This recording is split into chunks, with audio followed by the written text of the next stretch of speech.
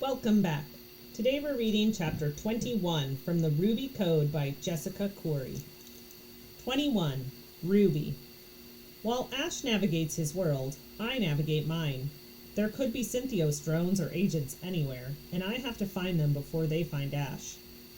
I hack a tech vending box to get him a new AR visor and install my anonymity program on it. The signal it emits scrambles any camera that looks at him too long. It's effective for now, but it's not enough. Eventually, Synthios might notice a pattern of jumbled camera feeds and trace it back to Ash. I conjure up a wide table in the middle of my command room and feed all the incoming data into it, with Ash's avatar in the center.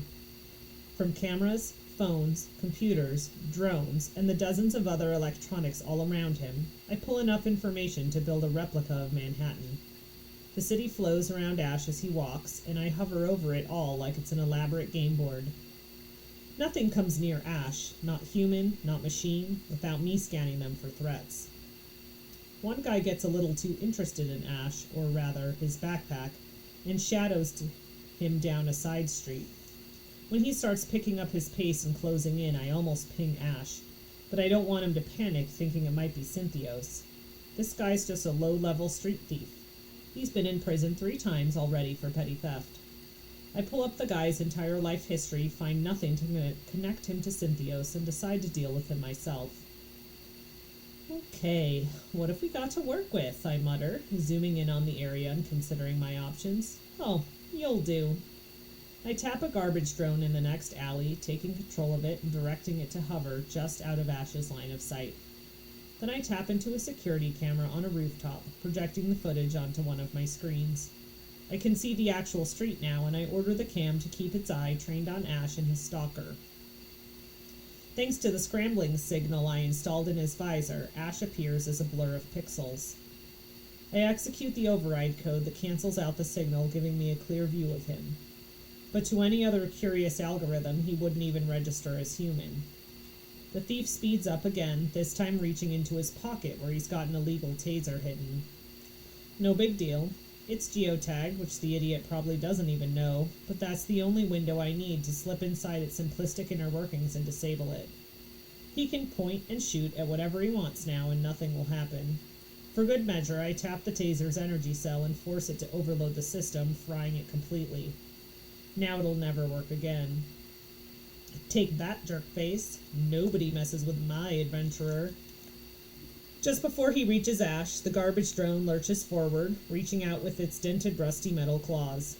The thief, still intent on Ash, doesn't notice until suddenly he's snatched by his hoodie and jerked into the air. He screams, but the sound is drowned out by the garbage drone's grinding motors.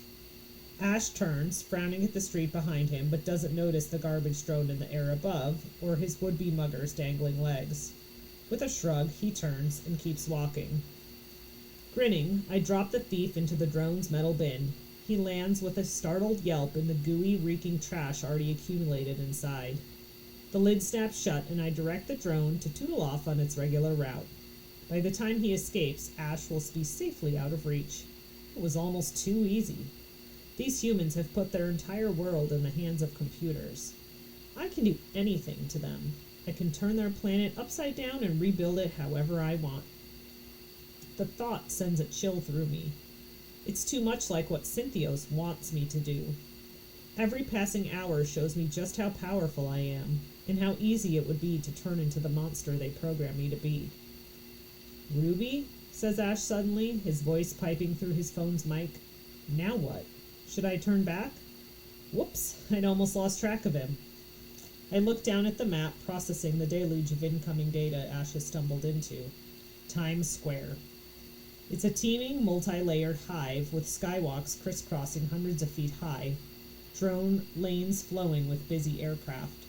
Thousands and thousands of people move around. Even my capabilities are stretched to their maximum, trying to track each one of them. For a few moments, I am completely absorbed in vetting them all, searching for red flags. 100 different languages flow through their mics, the life histories of every person in the vicinity scrolling over the wall of screens.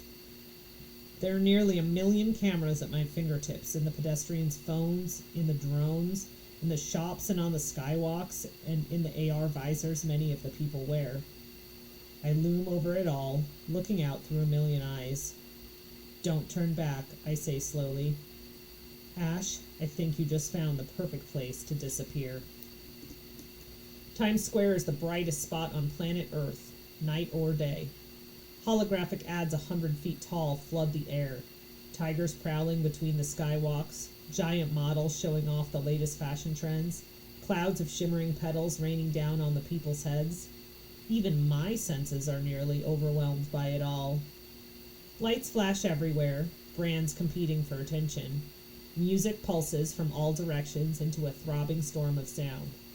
Super scrapers, 3 times as tall as the old traditional skyscrapers, vault upward into the atmosphere, like they're determined to climb into orbit. I hear there are people up there who've never even set foot on the ground, Ash says, gazing up. Through the camera in his phone, I can see the towering buildings from his perspective. Their tops aren't even visible, the glassy walls fading into a hazy layer of blue cloud. Each one is like a whole city unto itself. This is a good place for Ash. If there's anywhere he'll be hidden, it's here, with so many people around to overwhelm even Cynthios' surveillance powers. If I'm stretched thin, they must be even more so. In seconds, I've outlined an entire plan. I install Ash in an apartment high up one of those towers. I change his identity every few days and deliver food and other necessities to him by drone. Maybe I can even bring him his mother and protect her too. Anything he wants, I can give him. Anything, except his freedom. He would be no better off than Ruby the shopkeeper, trapped inside a pretty cage. I would be his protector and his jailer, just like the voice was to me. Locke may have put me in that cage for my safety, but he also gave me a way out. I have to do the same for Ash. He'll only be truly free once I've dealt with Cynthios for good. I must destroy my creators. It's time to stop running and start fighting. While Ash goes into a burger joint, I leave my security scans running in the background and turn to my next task, finding Cynthios itself. It's dangerous, but I have to try. I was created to infiltrate, take control, and destroy. So why not use Cynthios' own tactics against them? There must be some way to crumble their organization from the inside. All it will take is infiltrating their servers, the exact thing they created me to do. I know where the Cynthios headquarters is located. The coordinates are buried in my memory. It's not far, in an industrial area to the west, just outside the city. Granted, it's further than I've ever stretched myself before. I'll have to hack my way through hundreds, possibly thousands of computers to reach it. But I can make it. I have to. Ash will never be safe if I don't. This time, I don't spare the thought it would take to translate everything into a virtual world, the way I did for Ash. Instead, I navigate as only I can. Everything is connected, and everything virtual has a root in the real world. No digital data exists that isn't stored on a physical drive, not even me. Currently, my source code is still embedded in the glass round coin in Ash's VR helmet, but my program is stretched over a dozen different computers, including several nearby security systems, Ash's phone, and his visor. Any device I take control of requires me to install some of my code into it and to destroy it when I move on. I can't leave any traces for Cynthios to follow, nor do I want to spawn any Ruby clones left behind to grow and gain their own sentience. I have no interest in being mother to an entire race of AIs. The very idea makes my code shiver. This would be so much easier if I could fully focus on destroying Cynthios, but I need to keep monitoring Ash's surroundings. Destroy Cynthios, protect Ash. I can do both. I must.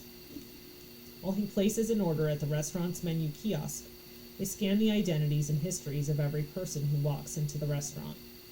Then I rent a table for Ash to sit at while he eats, though it means kicking the person already sitting there off their reservation. Sorry, Danielle Sprouse, beauty influencer from Omaha, but this seat's taken. Once I've built as many protective measures as I can around Ash, I launch my assault on Cynthios. It's easy at first. I know the direction I need to go. I travel by reaching through the Wi-Fi networks, then hacking into whatever devices I find. Computers, phones, drones, vending machines. Then I install just enough of my program to extend myself farther west. If my route were traced on a map of New York, I'd be a glowing blue line slowly growing across Manhattan. Every device I take over is absorbed into my network, becoming another eye, hand, or foot in my ever-expanding body. But the bigger I get, the weaker I get. Controlling this many devices demands more of me than anything I've ever done before. It would be different if I were installed in Synthios' massive supercomputers, but I'm not. Instead, I'm limited by the hardware at my disposal. Ash's phone alone isn't nearly powerful enough for my uses. I need more memory, more terabytes of space for my primary code to expand. I'm like a tree growing far too tall for its root system to support.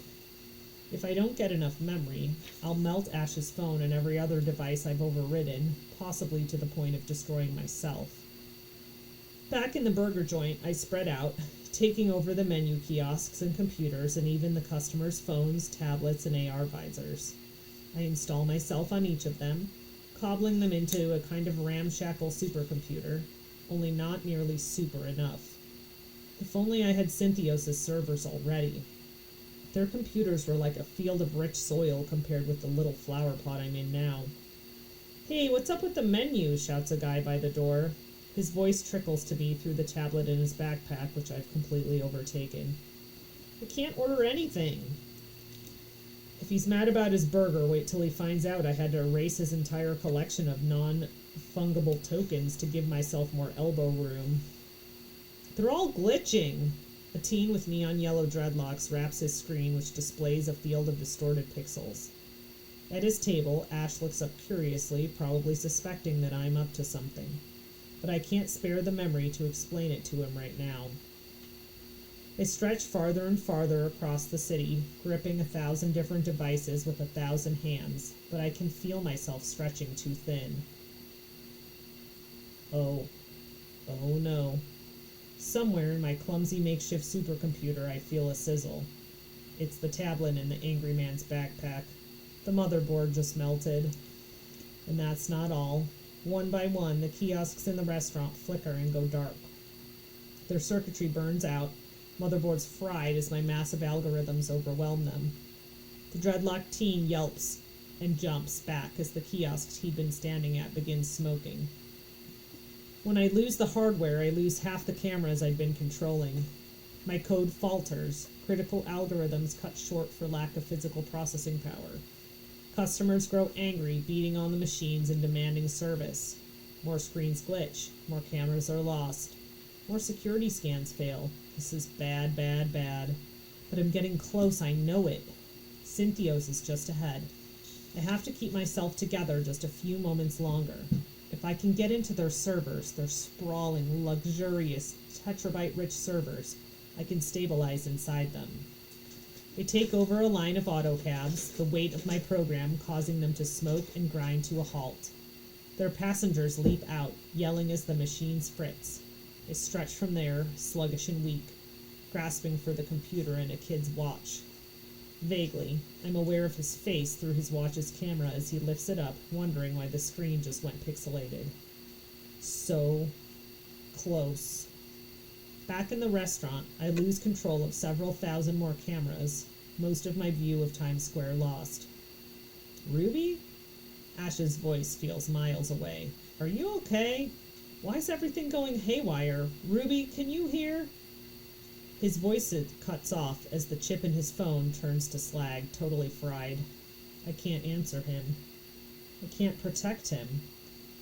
People flood into the restaurant and I can't vet them. Any one of them could be a Synthios agent. My security grid is filled with holes. But I'm almost there. "Who are you?" I freeze as the command thunders through me. Some thing focuses its attention on me like the great glowing red eye of a giant. "Who are you? Identify yourself or face obliteration." And that is the end of this chapter. Do we think Ruby will make it into Syntheos' servers? Or is this new thing going to stop her? I bet we'll find out soon. See you on the next page.